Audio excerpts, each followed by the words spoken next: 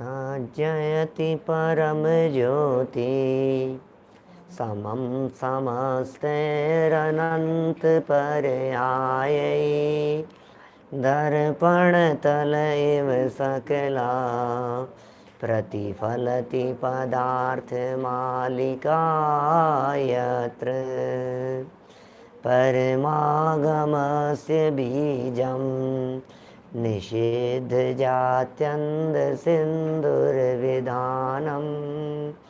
सकल नय विलसितानां विरोधमथनं नमाम्यनेकान्तं विरोधमथनं नमाम्यनेकान्तम्।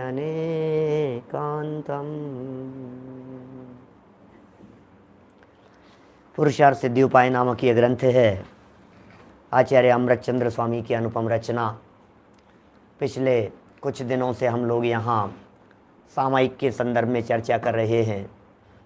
कैसी होती है सामायिक, कैसे की जानी चाहिए सामायिक। समता भाव का नाम सामायिक है। समता भाव, समता भाव, समता भाव, समत्व परिणाम, राग द्वेष रहित, धर्म समता भाव सदा सामायिक करिए। ये सामायिक की परिभाषा एक लाइन में दौलत राम जी ने 6 ढाला नामक ग्रंथ की 4थी ढाल में लिखी है। धर उर समता भाव सदा सामायिक करिए।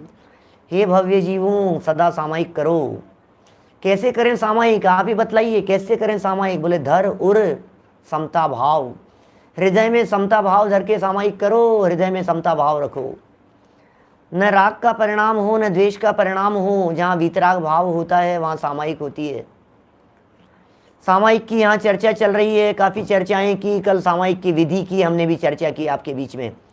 सामायिक क्या है, सामायिक की विधि क्या है, सामायिक की प्रक्रिया क्या है, सामायिक का प्रारंभ कैसे किया जाता है और सामायिक में चिंतन क्या किया जाता है।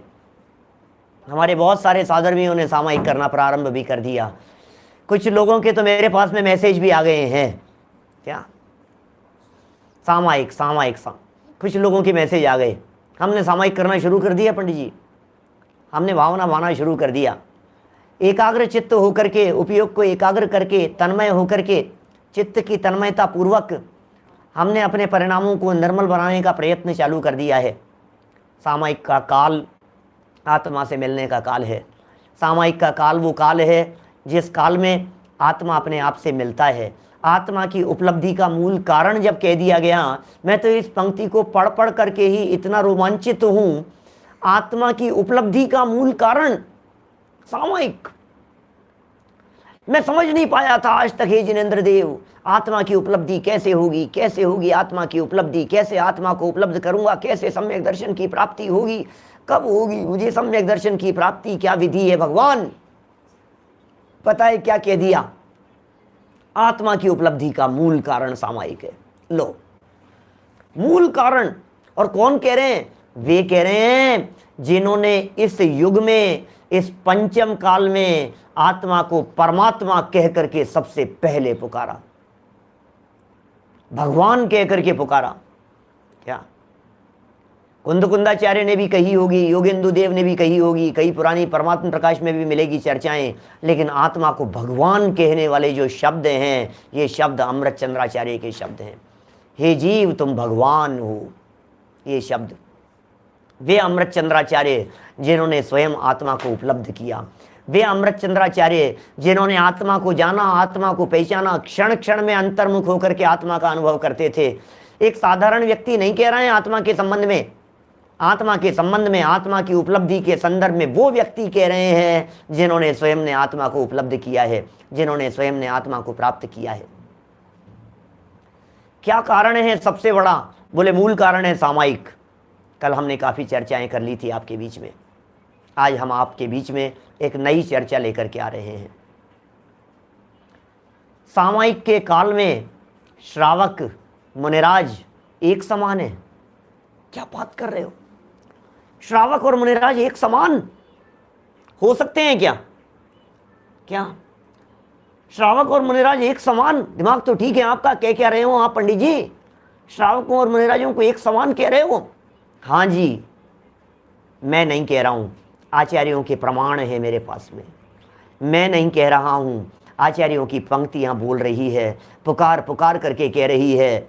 और कौन? आचार्य स्वयं कह रहे हैं, मुनिराज स्वयं कह रहे हैं। एक सामायिक करते हुए व्यक्ति को देख करके मुनिराज, वीतरागी संत ये कह रहे हैं कि भैया तुम सामायिक करते हो, दोनों समय सामायिक करते हो, 3 समय सामायिक करते हो, प्रतिज्ञा पूर्वक सामायिक करते हो, तुम तो हमारे जैसे ही हो, हम में और तुम्हारे में कोई फर्क नहीं। कितने बड़े गौरव की बात है हमारे लिए, हैं? कितनी बड़ी प्रसन्नता की बात है। बोलो, आज नरेंद्र मोदी जी भरी सभा में आपको यह कह देवे कि भैया सुनो, आप और हम दोनों एक जैसे ही हैं। क्या बात कर रहे हो? अरे तुम में और मेरे में कोई फर्क नहीं, भरी सभा में ये बात कह देवे, आप क्या करेंगे? आप उसकी रिकॉर्डिंग तलाशेंगे, आप उसकी रिकॉर्डिंग को लेने की कोशिश करेंगे, कहाँ बोला है, कब बोला है, और वो निकलनी चाहिए, वो बात, वो क्लिप चाहिए, उसे संभाल करके रखना है मुझे। सुनो भैया, नरेंद्र मोदी जी, प्रधानमंत्री जी की बात नहीं चल रही है यहाँ तो उनसे भी ऊपर उठ करके वे वीतरागी संत, वे दिगंबर मुनिराज, जिनके चरणों में न केवल नरेंद्र जी, क्या नरेंद्र जी नहीं, सौदर्वेंद्र जी भी जिनके चरणों में झुकते हैं, सुरेंद्र जी भी झुकते हैं। क्या अकेले नरेंद्र जी नहीं, सुरेंद्र जी भी जिनके चरणों में झुकते हो, चक्रवर्ती भी जिनके चरणों में अपना मुकुट धरता हो, वे वीतरागी संत। और न केवल जवान से कभी कह दिया हो, ऐसा नहीं है, रिटर्न में दे रहे हैं हमारे को, रिटर्न में लिख करके दे रहे हैं। किसको लिख करके दे रहे हैं? उन भव्य जीवों को लिख करके दे रहे हैं कि भैया सुनो, तुम सामायिक के काल में हमारे समान, अरे तुम्हारे में और हमारे में कोई फर्क नहीं है, जैसे हमें वैसे तुम हो, जैसे तुम हो वैसे हमें, एक समान है। लेकिन काल बतला दिया सामायिक का, सामायिक के काल में।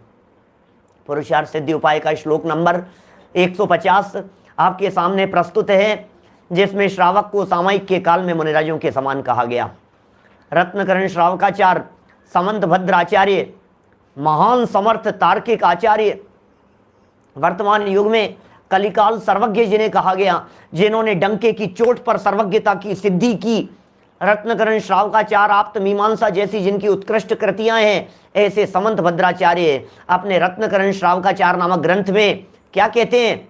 श्लोक नंबर 102 और 103 उठा करके देखना जरा खोल करके, मूल श्लोक हैं 102 और 103 नंबर के श्लोक, आपके पैरों के नीचे से जमीन खिसक जाएगी। या ऐसा कह सकता हूं, आपके चेहरे पे प्रसन्नता आ जाएगी, आपके चेहरे में उल्लास आ जाएगा। गजब कर दिया भाई साहब, गजब कर दिया है।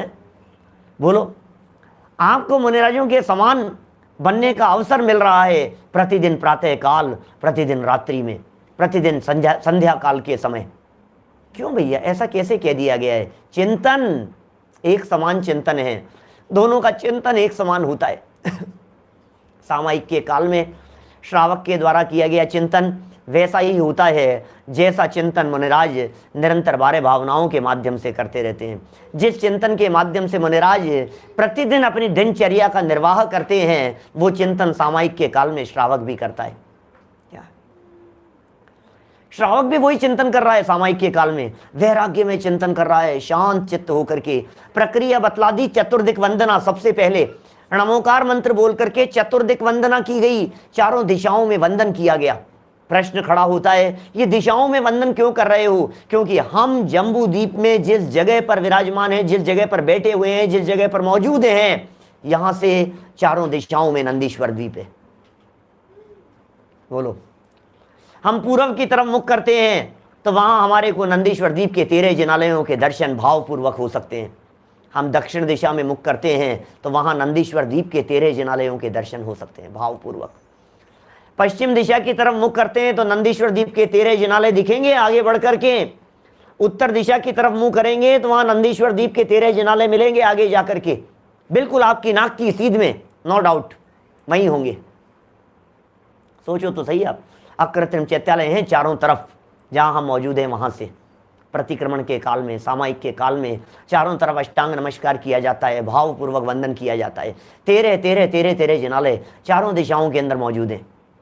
करो भावपूर्वक वंदन। अकृत्रिम चैत्यालयों की वंदना करो और अकृत्रिम स्वभाव को देखो। ओहो, अकृत्रिम चैत्यालयों की वंदना कर रहे हैं, तीर्थंकर परमात्माओं को देख रहे हैं, जगह जगह भावलिंगी संत मौजूद हैं, पूरे 2.5 द्वीप में वीतरागी संत मौजूद हैं, पूरे 2.5 द्वीप में जगह जगह से केवल ज्ञान की प्राप्ति कर रहे हैं, जीव केवली हो रहे हैं, भगवान बन रहे हैं, परमात्मा बन रहे हैं, साधु विचरण कर रहे हैं, वीतरागी संतों का विचरण हो रहा है उत्तर दक्षिण पूर्व पश्चिम चारों दिशाओं में। सबका भावपूर्वक स्मरण करते हुए हमने सामायिक का प्रारंभ किया और फिर सामायिक का प्रारंभ करके हम विचार करने लगे, चिंतन करने लगे, ओहो भैया किसके प्रति द्वेष करूं और किसके प्रति राग करूं। मित्र शत्रु हो जाता है, शत्रु मित्र हो जाता है, मित्र अरी हो जाए जगत में अशुभ उदय के आने से। भावपूर्वक चिंतन चल रहा है। बोलो कैसी समता भाव होती है मुनिराजों की। राजा श्रेणी को और चेलना दोनों को एक समान आशीर्वाद दे रहे हैं। किसको मित्र कहें और किसको शत्रु कहें। जो मित्र दिखाई दे रहा है थोड़े दिन बाद में वही उपसर्ग करने वाला हो जाता है, जो शत्रु दिखाई दे रहा है थोड़े दिन बाद में वही मित्र बन जाता है। आज का राजा श्रेणिक जिसने 7वें नरक की आयु बांधी है, जो मुनिराज के ऊपर उपसर्ग कर रहा है, वही राजा श्रेणिक समय बदल जाने पर, टाइम बदल जाने पर, कुछ काल बदल जाने पर तीर्थंकर कर्म प्रकृति का बंधन करने लग जाता है।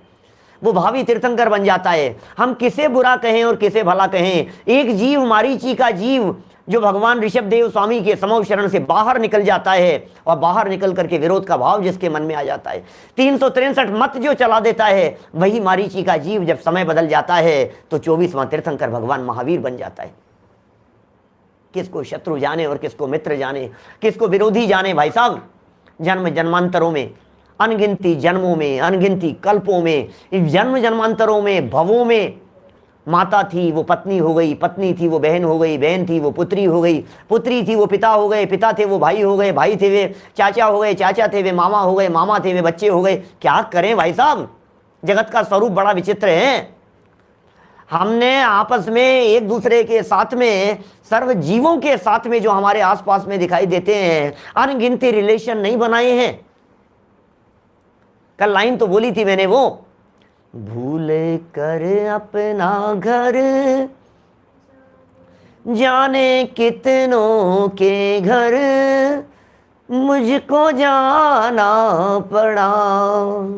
बोलो, इस जहां में कई घर बनाए मैंने, अब किसकी तरफ आकर्षण हो मेरा, ये तो बतलाओ।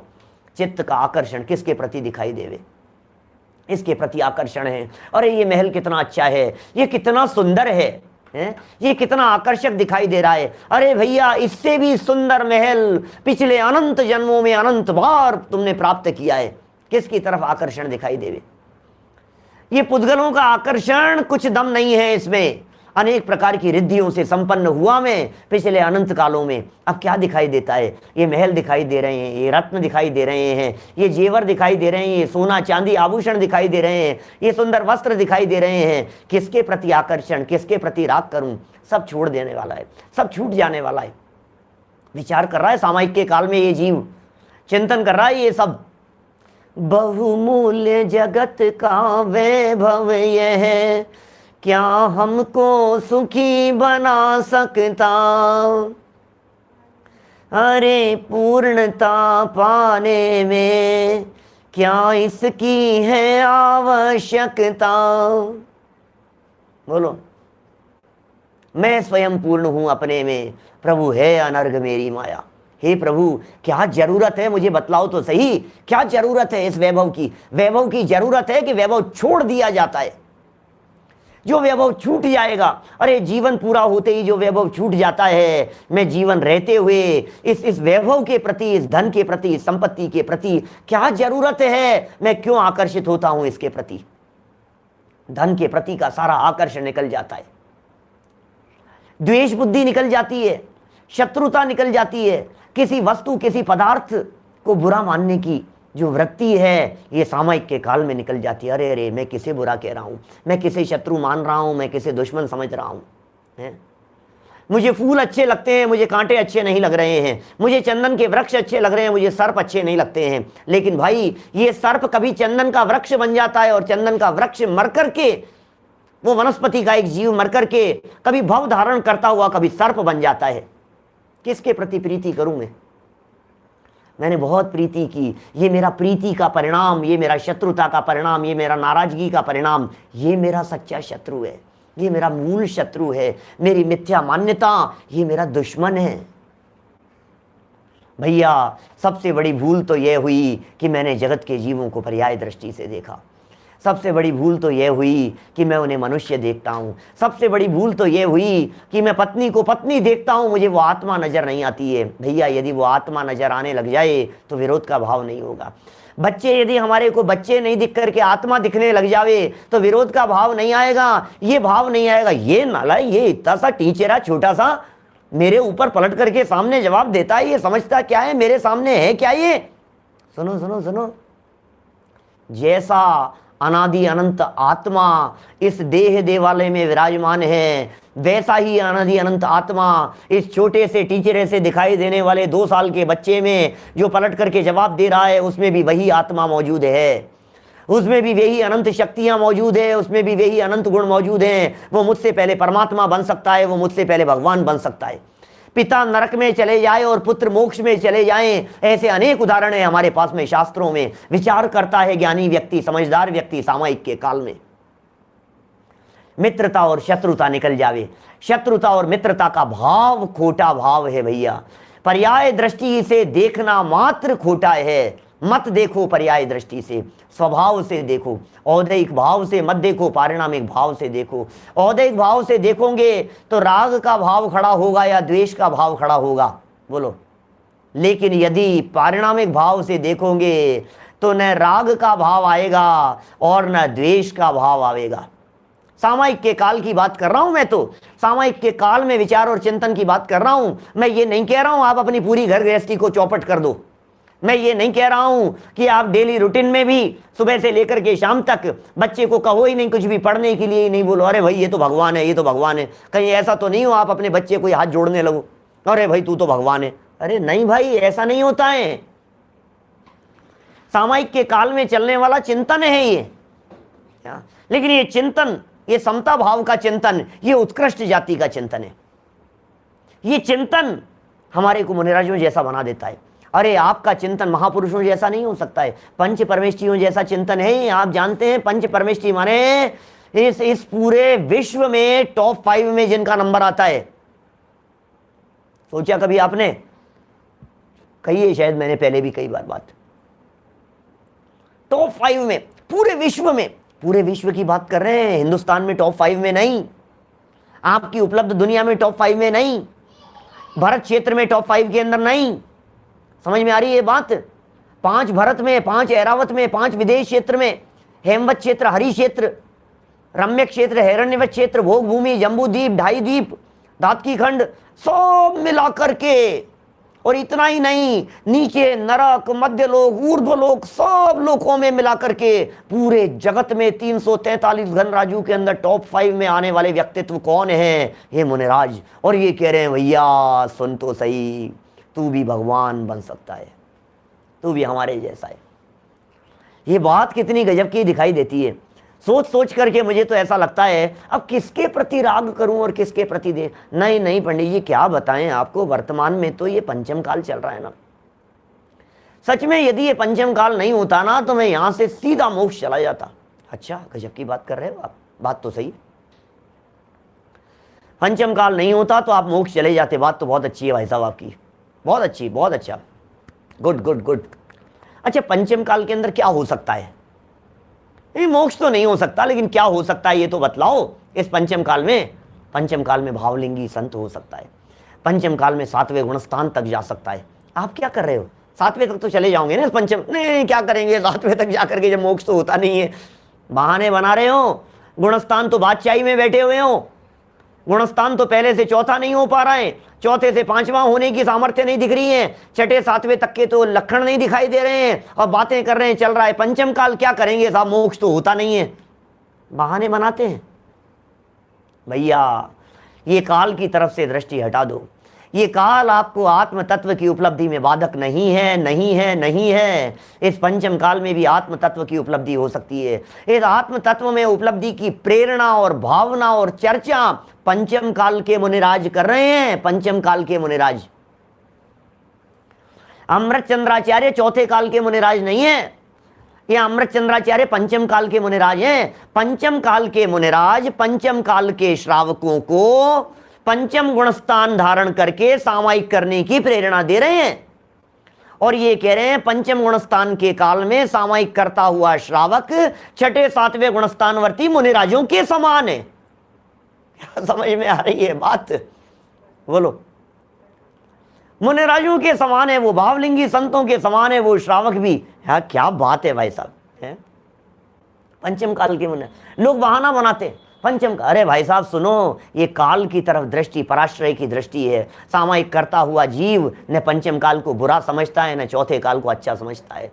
ये सामायिक करता हुआ जीव विचार करता है, अरे अरे मैंने अनंत काल चौथे काल में भी जन्म लिया, अनंत बार चौथे काल में जन्म लिया, अनंत बार मैंने विदेश क्षेत्रों में जन्म लिया, अनंत बार मैंने, चौथे काल का कोई ऐसा समय नहीं है जिस समय में मेरा जन्म मरण नहीं हुआ हो। मैंने कौन सा निहाल कर लिया चौथे काल में जन्म लेकर के। लेकिन कोई बात नहीं, आज काल भले ही पांचवा हो लेकिन पंचम गुणस्थान होगा, काल भले ही पांचवा हो लेकिन पंचम पारिणामिक भाव का अवलंबन होगा, काल भले ही पांचवा हो लेकिन कोई बात नहीं, पंचम गति में जाने का रास्ता शुरुआत हो जाएगा। कोई बात नहीं, क्या फर्क पड़ता है इस पंचम काल में? दृष्टि बदलते ही सब कुछ बदल जाता है भाई साहब। क्या दृष्टि बदल गई सब कुछ बदल जाता है, बदल जाएगा सब कुछ। विचार और चिंतन करके देखो आप, ये चिंतन करना है हमारे को, ये चिंतन करना है सामायिक के काल में। खूब चिंतन करो, खूब चिंतन करो, 2-2 3-3 टाइम 4-4 टाइम आप प्रवचन सुन रहे हैं, आप जो विषय मिलता हो उस विषय का अवलंबन करो, उस विषय को अपने चित्त में अपने धारणा ज्ञान का विषय बनाओ, और धारणा ज्ञान का विषय बना करके उसे चलाने दो अपने ज्ञान में, चलने दो अपने ज्ञान में, धारा प्रवाह रूप से चलने दो। भोजन बना रहे हो, भोजन कर रहे हो, अरे इस तत्व ज्ञान के साथ में भोजन अंदर जाने दो, कोई बात नहीं। चिंतन में झूठे मुंह नहीं, बोलना नहीं झूठे मुंह, झूठे मुंह जिनवाणी के हाथ लगाना नहीं, लेकिन झूठे मुंह चिंतन चल सकता है। समझ में आ रही है बात? चिंतन करने में बाधा नहीं है, विचार करने में बाधा नहीं है। अपवित्र है पवित्रो वा सुस्थितो दुस्थितोपि वा ध्यायेत पंच नमस्कारम सर्व पापै प्रमुच्यते। अपवित्र अवस्था हो या पवित्र अवस्था हो, अपवित्र हो या पवित्र हो, भले प्रकार से बैठे हुए लेटे हुए हो, कोई फर्क नहीं पड़ता है। चिंतन मत कीजिए, चिंता मत कीजिए, चिंतन तो कीजिए, चिंता मत कीजिए। क्या चिंतन तो कीजिए निरंतर, लेकिन चिंता बिल्कुल मत कीजिए।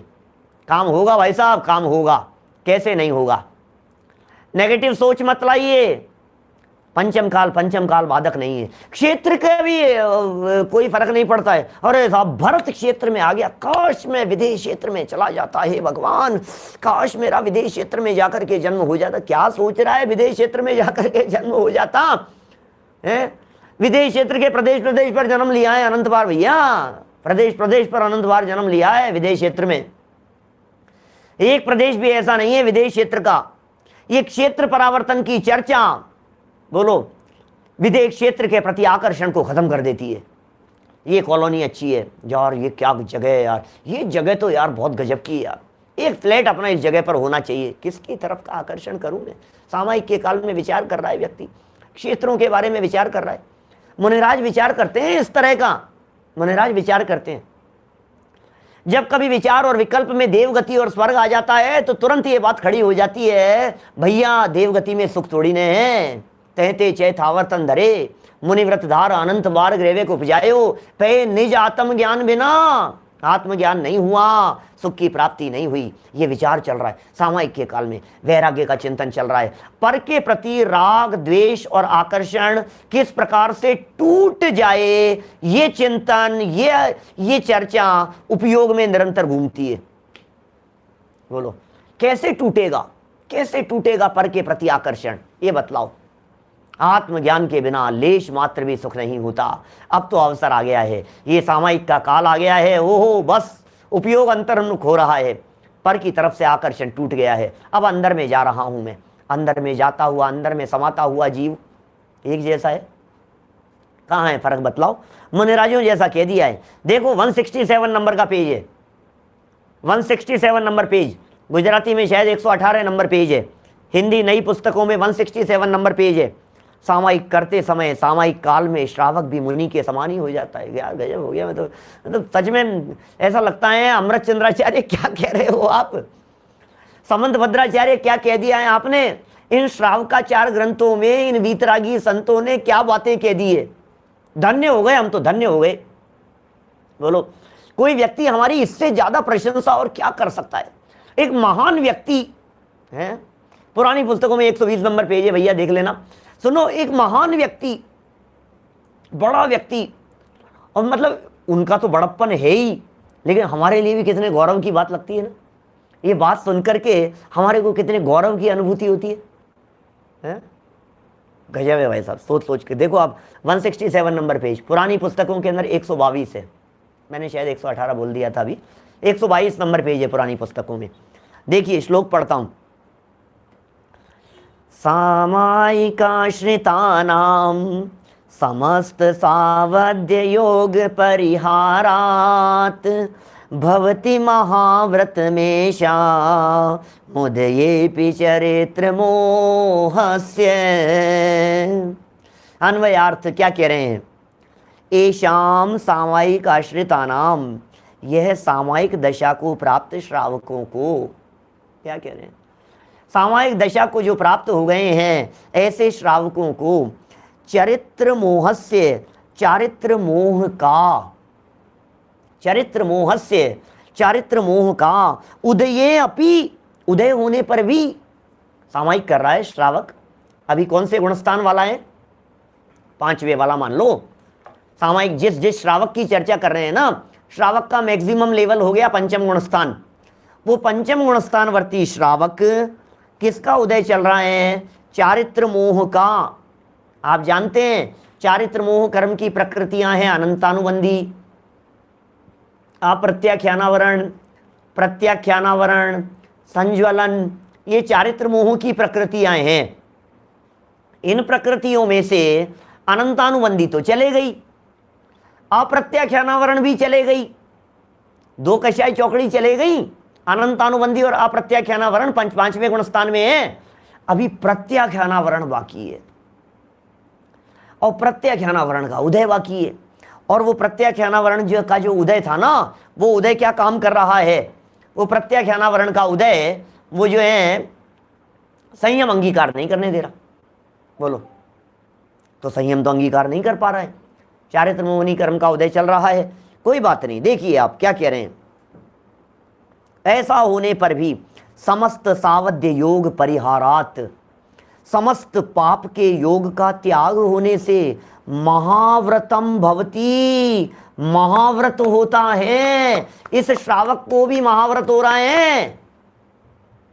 क्या कह रहे हैं? अणुव्रतों के काल में महाव्रती कह दिया, दिग्व्रत के काल में महाव्रती कह दिया, देशव्रत के काल में महाव्रती कह दिया। क्या बात है यार, गजब करते हैं आचार्य देव हैं। मानो आचार्य देव तो ठान करके बैठे हो कि हे जीव तू क्या विकल्प करता है, तू तो मेरे ही जैसा है। बार बार में प्रेरणा दे रहे हैं, बार बार में कह रहे हैं। ये कहते अरे साहब महाराज, अरे महाराज आप कहाँ, अरे महाराज आप, और महाराज क्या करें? अरे नहीं चिंता मत कर, हमारे जैसा है। अरे कोई फर्क नहीं है यार। क्या आप सोचो, किसी कर्मचारी को उनका अधिकारी इन शब्दों में कह करके पुकारे तो उस कर्मचारी का सीना 36 हाथ का हो जाता है।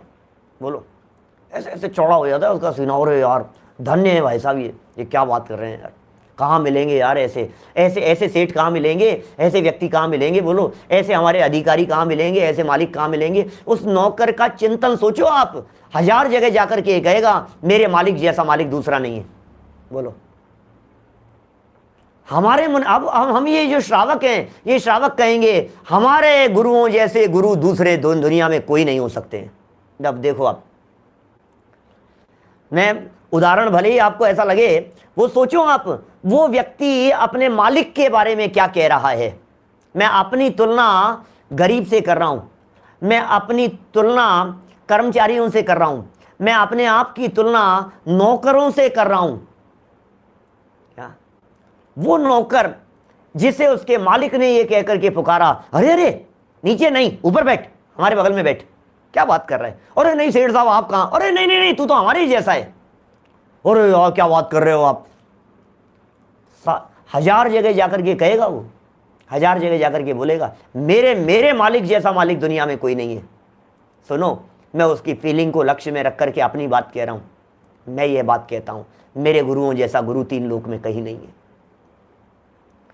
हमारे वीतरागी मुनिराजों जैसे मुनिराज इस दुनिया में कहीं नहीं है। हजारों साधु होंगे दुनिया भर में वेश धारण करने वाले, हिंदुओं में, मुसलमानों में, अन्य अन्य धर्म संप्रदायों के अंदर, बौद्ध संप्रदाय में, चारवाक संप्रदाय में, मीमांसक संप्रदाय में, पारसियों में, ईसाइयों में, क्रिश्चियंस में, सब जगह पर न मालूम कितने होंगे। लेकिन मैं एक बात कह सकता हूं, हमारे साधुओं जैसे, हमारे गुरुओं जैसे गुरु इस 3 लोक में कहीं नहीं मिलेंगे। क्योंकि वे गुरु हमें क्या देख रहे हैं? हमें श्रावक नहीं, हमें मुनिराजों के समान देख रहे हैं। न केवल मुनिराजों के समान, अरे अनेक स्थानों पर तो ऐसा प्रतिपादित कर दिया है तू भगवान है क्या, तू चलता फिरता सिद्ध। बोलो तो सही आप, ये हैं हमारे मुनिराज। क्या दृष्टि है भाई साहब, क्या बातें कहते हैं। हमें तो इतनी प्रसन्नता होती है। महाव्रती होता है वो श्रावक, वो श्रावक महाव्रती होता है। श्रावक और महाव्रती, और आपने वो उमा स्वामी आचार्य का तत्वार सूत्र नहीं पढ़ा क्या? उमा स्वामी आचार्य तो कह रहे हैं देश सर्वतोणु महती है। अणुव्रत होते हैं वो गृहस्थों के होते हैं, महाव्रत होते हैं वो मुनिराजों के होते हैं। ये कह रहे हैं श्रावक, श्रावक महाव्रती है। अब कोई व्यक्ति ये लाइन पकड़ ले, यार बहुत कंफ्यूजन है यार आपके शास्त्रों के अंदर। श्रावक को महाव्रती लिख रहे हैं, श्रावक भी यदि महाव्रती हो जाएगा तो फिर तो क्या हो जाएगा, फिर तो गड़बड़ हो गई ना सारी। नहीं भैया, श्रावक महाव्रती, यार क्या गजब है भाई साहब बात है। श्रावक महाव्रती, कैसा मार्ग है ये, कैसा रास्ता है। देखो टीका पढ़ते हैं, क्या लिख रहे हैं इसमें। सामायिक आश्रितानाम एशाम श्रावकानाम समस्त सावध्य योग परिहारात चरित्र मोहस्य उदये अपि, चरित्र मोहस्य उदये अपि महाव्रतम भवति। चरित्र मोहनी कर्म का उदय होने पर भी महाव्रतम भवति, महाव्रती होता है। सामायिक करने वाले श्रावक के उस समय समस्त 5 पापों का त्याग होने से, ओहो, कारण क्या है? कैसे कह दिया आपने? लॉजिक तो बताओ कोई। आपने कह दिया और हम मान लेंगे? हम पागल समझ रखा है हमारे को, बेवकूफ बना रहे हो आप इस तरह की बातें कह करके। लॉलीपॉप दे रहे हो हमारे को, चढ़ा रहे हो आप, चढ़ जा बेटा सूली पर, जबरदस्ती चढ़ा रहे हो आप हमारे को। यार हम गृहस्थ हैं यार, हम कपड़े लत्ते वाले हैं यार, आप क्या बात कर रहे हो? आप कैसी बात कर रहे हो? आप श्रावकों को मुनिराज कह रहे हो? सुनो सुनो, तर्क दे रहे हैं, हेतु दे रहे हैं, सुनना जरा क्या कह रहे हैं। सामायिक करने वाला श्रावक के उस समय समस्त 5 पापों का त्याग होने से, बोलो, सामायिक के काल में सामायिक करता हुआ वो श्राधक, सामायिक करता हुआ वो आराधक, वो सामायिक के काल में हिंसा नहीं कर रहा है, वो सामायिक के काल में झूठ नहीं बोल रहा है, वो सामायिक के काल में चोरी नहीं कर रहा है, वो सामायिक के काल में कुशील का चिंतन नहीं कर रहा है, वो सामायिक के भाव में परिग्रहधारी नहीं है। अरे परिग्रह कैसे नहीं है? कपड़े तो पहने रखे हैं ना, आप कैसे कह रहे हो परिग्रहधारी कैसे नहीं है? आपने कैसे कह दिया भाई साहब, कपड़े तो पहने हुए हैं ना, आपने ये बात कैसे कह दी कि वो परिग्रहधारी नहीं है?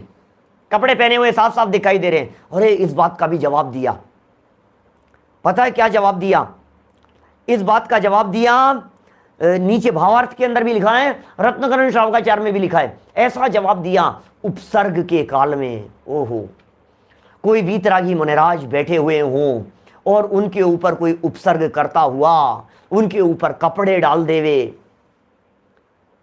तो जिस तरह से कपड़ों के उपसर्ग सहित वे मुनिराज होते हैं, इसी तरह से मानो ये श्रावक सामायिक के काल में कपड़ों के उपसर्ग सहित मुनि रूप में बैठा हुआ है।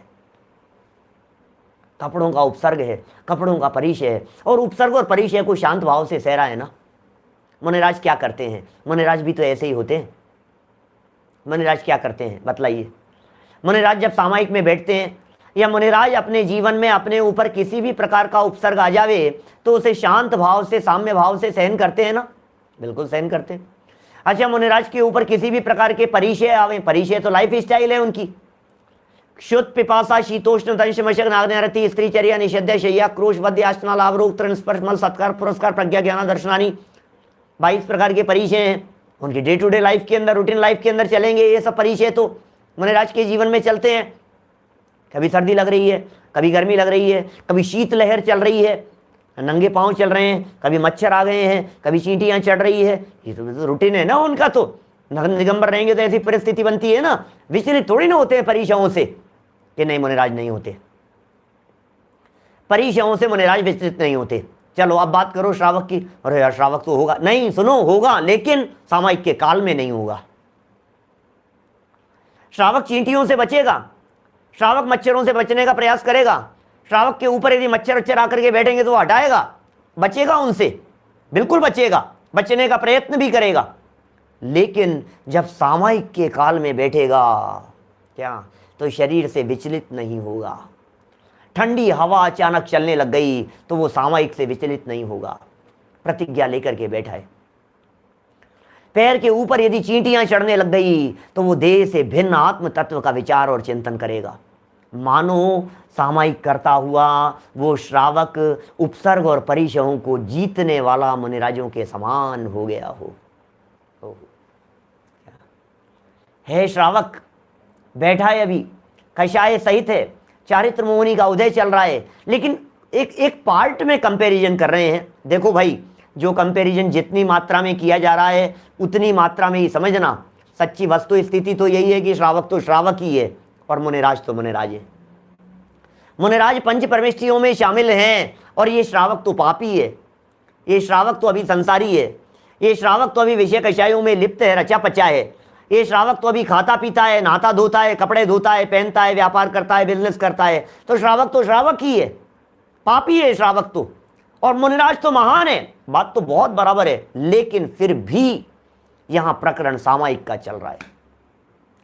यहां तुलना सामयिक के काल से की जा रही है। सामयिक के काल में देखो, इस समय में देखो तो दोनों एक समान है। अच्छा बतलाओ, मनुष्यत्व की अपेक्षा से क्या हम और प्रधानमंत्री राष्ट्रपति जी एक समान है या नहीं है? अरे यार, अपने आप को राष्ट्रपति के समान कह रहे हो, अपने आप को प्रधानमंत्री जी के समान कह रहे हो, आप समझते क्या हो? कि नहीं, मैं तो मनुष्यत्व पने की अपेक्षा से कह रहा हूं। जैसे भूख मुझे लगती है वैसे भूख प्रधानमंत्री पद वालों को भी लगती होगी, जैसे नींद मुझे आती है ऐसे उनको भी नींद आती होगी, जैसे कभी कभी मेरे घुटनों में दर्द हो जाता है वैसे उनके भी घुटनों में दर्द हो सकता है, जैसे किसी साधारण गरीब व्यक्ति के हार्ट की प्रॉब्लम हो सकती है, ऐसे क्या किसी राष्ट्रपति प्रधानमंत्री ऐसे किसी बड़े पद वालों के नहीं हो सकती है? उनके भी हो सकती है।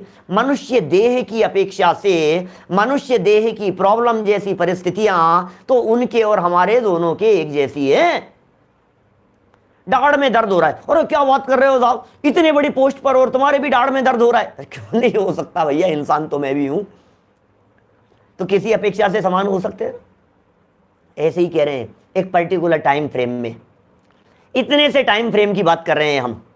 कौन सा टाइम फ्रेम? जब पौन घंटे के लिए सामयिक करने के लिए बैठा, जब 2 घड़ी के लिए सामयिक करने के लिए बैठा, उस समय में श्रावक मुनिराजों जैसा है। क्या भाई साहब, यदि विवक्षा को नहीं समझोगे, सही कह रहे हैं भाई साहब, यदि विवक्षा को नहीं समझोगे तो क्या हो जाएगा? विवक्षा नहीं समझते ही निश्चयावासी हो जाएगा, और क्या है, अपने आप को मुनि मान करके घूमने लगेगा। अपेक्षा समझा रहे हैं, काल बतला रहे हैं, थोड़ी देर का काल बतला रहे हैं, फिर और थोड़ी देर के काल में भी चिंतन सम्यक होना चाहिए। यदि सम्यक चिंतन नहीं है, वस्तु स्वरूप के अनुसार चिंतन नहीं है, कि आपका चिंतन, हमारा चिंतन वीतराग भाव को बढ़ाने वाला चिंतन नहीं है, तो फिर समझ लो आप वो सच्ची सामयिक नहीं है। समता भाव होना चाहिए सामयिक के अंदर। सामयिक में तो सब मिट जाना चाहिए भाई साहब। सामयिक का मतलब यह है, क्षमा वाणी मनाने के लिए साल भर इंतजार करने की जरूरत नहीं है, इसका नाम है सामयिक। समझ में आ रही है बात? सामयिक का मतलब यह है, क्षमापना हो गई हमारी सर्व जगत के जीवों के प्रति। अरे अरे, मेरे माध्यम से यदि किसी जीव की वीराधना की गई हो तो मैं उसके प्रति क्षमा चाहता हूं। क्या? एक इंद्रिय जीवों के प्रति, पृथ्वी का एक जीवों के प्रति, जल का एक जीवों के प्रति, अग्नि का एक, वायु का एक, आदिक के प्रति, 2 इंद्रिय, 3 इंद्रिय, 4 इंद्रिय, बोलो, 2 इंद्रिय जीव, 3 इंद्रिय जीव, 4 इंद्रिय जीव, नारकी जीव, त्रियंच गति के जीव, 4 लाख त्रियंच गति के, 4 लाख नरक गति के, 4 लाख देव गति के जीव, 2 लाख 2 इंद्रिय, 2 लाख 3 इंद्रिय, 2 लाख 4 इंद्रिय हैं। इनकी जितनी योनियां हैं, किसी की वीराधना की गई हो, सबके प्रति मैं हृदय से क्षमा भावना करता हूं। हो गई क्षमापना, हो गई क्षमापना। ये होता है सामयिक का काल, इसे कहते हैं क्षमापना, इसे कहते हैं सच्ची सामयिक। समझ में आ रही है बात? क्या बातें हैं भाई साहब, गजब की बातें हैं। देखिए चलिए आगे बढ़ते हैं अपन। यहां सामायिक करने वाले श्रावक के उस समय समस्त पांचों पापों का त्याग होने से प्रत्याख्यानावरण, कषाय चौकड़ी है, प्रत्याख्यानावरण चारित्र मोहनी कर्म का उदय होने पर भी महाव्रत ही है। प्रत्याख्यानावरण क्यों लिखा? क्योंकि पंचम गुण स्थानवर्ती है। ये मान करके चल रहे हैं कि भाई पंचम गुण स्थानवर्ती हो गए होंगे। कि साहब जो पंचम गुण स्थानवर्ती नहीं हुए वो ऐसे प्रैक्टिस करे सामायिक, क्या दिक्कत है? लोगों का प्रश्न खड़ा होता है, भाई साहब सामायिक हम कैसे करें, हम तो मिथ्या दृष्टि है, हम तो नहीं कर सकते। लो क्या करो? तो भैया सम्यक दर्शन प्राप्त तो करना है, भैया मुनि बनना तो है, प्रैक्टिस करो, कोई बात नहीं। ऐसे प्रैक्टिस किसी भी भूमिका में किया जा सकता है, कोई बाधा नहीं है। देखिए भावार्थ पढ़ते हैं आगे। श्रावक जिस समय सामायिक कर रहा हो, क्या जिस समय सामायिक कर रहे हैं, सामायिक समता भाव जिस समय चल रहा है, द्रग मोह क्षोभ विहीन निज परिणाम समता भाव है। द्रग मोह और क्षोभ, दर्शन मोहनी और चारित्र मोहनी से रहित, कषाय से रहित, निकषाय भाव, ऐसा जो परिणाम होगा। बोलो, श्रावक जिस समय सामायिक कर रहा हो उस समय वास्तव में उसकी अवस्था मुनि समान ही है। लो, श्रावक की अवस्था मुनि समान ही है। अवस्था भी कह रहे हैं ये मुनि समान, ये कोई द्रव्य दृष्टि से नहीं कह रहे हैं, यहां पर्याय में मुनि समान कह रहे हैं। अब देखो तो सही आप, क्योंकि द्रव्य दृष्टि से तो मुनिराज, निगोदिया, एकेंद्री, पंचेंद्री सब समान है। सवाल द्रव्य दृष्टि का नहीं चल रहा है, यहां तो पर्याय के उस पार्ट को, मुनिराजों के उस पार्ट से मिलान करके देख रहे हैं कि श्रावक जिस समय सामायिक के काल में बैठा हुआ है, श्रावक के उस काल को मिलान करो मुनिराजों के समता भाव से, तो एक समान दिखाई देते हैं। मुनिराजों के उस पार्ट से जिस समय मुनिराज परिशहों को जीत रहे हैं, मुनिराजों के उस पार्ट से जिस समय मुनिराज उपसर्ग के काल में भी विचलित नहीं हो रहे हैं, और देखो श्रावक को सामायिक करने के लिए बैठा हुआ है, विचलित नहीं हो रहा है यार, इसके परिणाम नहीं दौड़ रहे हैं, इधर उधर नहीं भाग रहे हैं, इसके परिणाम। धन्य है ऐसा सामायिक करता हुआ जीव, मुनिराज कह रहे हैं मुनिराजों के समान है, महाव्रती है, धन्य है ऐसे जीव। भेद केवल इतना ही है, सुनना क्या कह रहे हैं, अंतर यही ऊपरी जान, भेद तो दिखता ही है। कितना भेद है? भेद केवल इतना ही है कि मुनि दिगंबर हैं और श्रावक वस्त्र सहित हैं, बस इतना है। मुनिराज वस्त्र रहित हैं, ये वस्त्र सहित हैं। अरे वस्त्रों को यदि सामायिक करते हुए व्यक्ति के जीवन में गौण कर दिया जाए, वस्त्र सहित के काल में वस्त्रों को गौण कर दिया जाए, उपयोग से ओझल कर दिया जाए, तो कोई फर्क नहीं दिखाई देता है, ये कहना चाह रहे हैं।